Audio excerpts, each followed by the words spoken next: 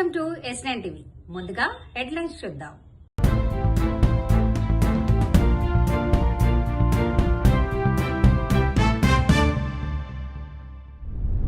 చలో శ్రీశైలం పిలుపు ఉపసంహరణ. తుకారంగేట్ పోలీస్ స్టేషన్ పరిధిని యథావిధిగా కొనసాగించాలి.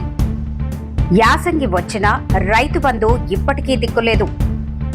బ్రిడ్జి పనులు వెంటనే పూర్తి చేయాలి.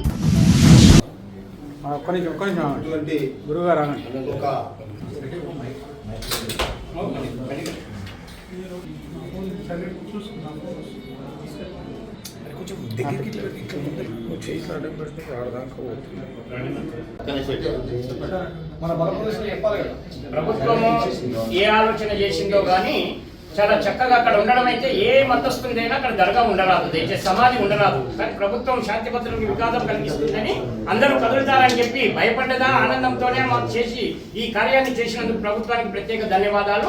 అందరికీ శ్రీశైలం చలో శ్రీశైలం అనేటటువంటి ఈ నినాదం పిలిపించాము. దయచేసి ఇది మనం ఇప్పుడు ప్రస్తుతం సమస్య పరిష్కారం అయింది కనుక మనం ఎటువంటి తొందరపాటు ఉండకుండా చక్కగా స్వామి దర్శనం చేసుకుందాము. మహాశివరాత్రి పర్వదినాన్ని చక్కగా ఆనందంగా మనం అందరం చేసుకొని మిగతా సమస్యలపైన మనం సమైక్య పోరాడదాము. దీంట్లో చలో శ్రీశైలం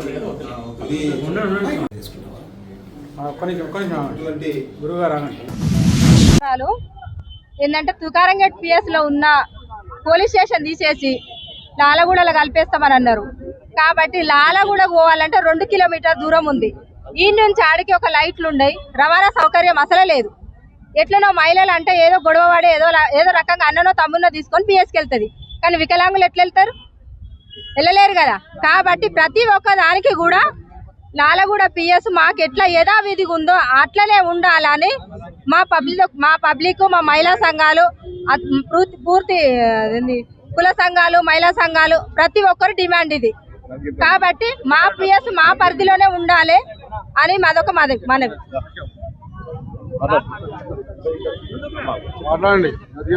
ఈ రోజున ఇక్కడ అడ్డగుట్టలో ఏదైతే ఉన్నటువంటి ఒక తుకారంగేట్ పోలీస్ స్టేషను గత అనేక సంవత్సరాల నుండి ఉన్నది. 1978 సంవత్సరంలో తుకారంగేట్ పోలీస్ స్టేషన్ ఏర్పాటు అయింది.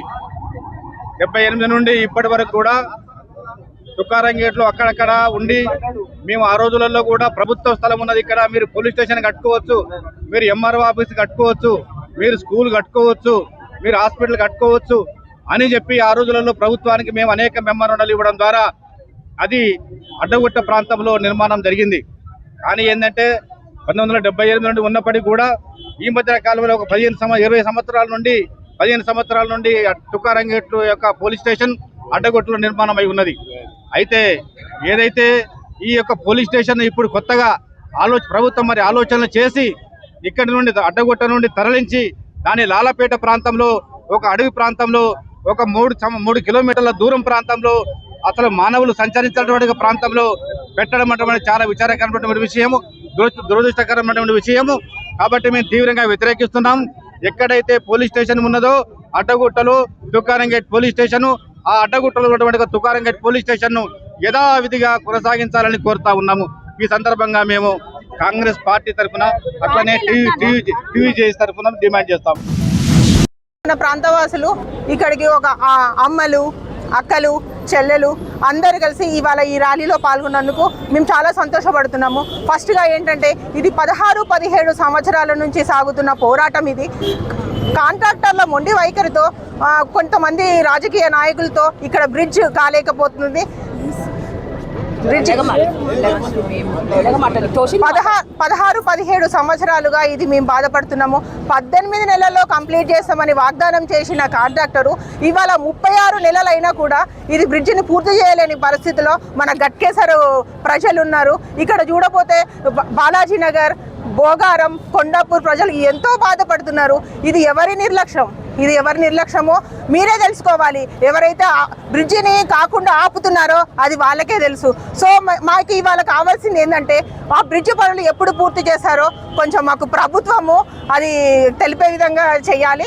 సో మాకు వీ వాంట్ జస్టిస్. ఇవాళ ఇంతమంది ప్రజలు వచ్చినారు. ఈ ప్రజలు మేము డబ్బులు ఇస్తే రాలేదండి, వీళ్ళ సొంత బాధ ఇది. వాళ్ళ కుటుంబంలో ఎవ్రీ డే పొద్దున్న పడుతున్న నరకయాతన ఏంటంటే మేము చుట్టూ 2 కిలోమీటర్స్ తిరిగి రావాల్సి వస్తుంది.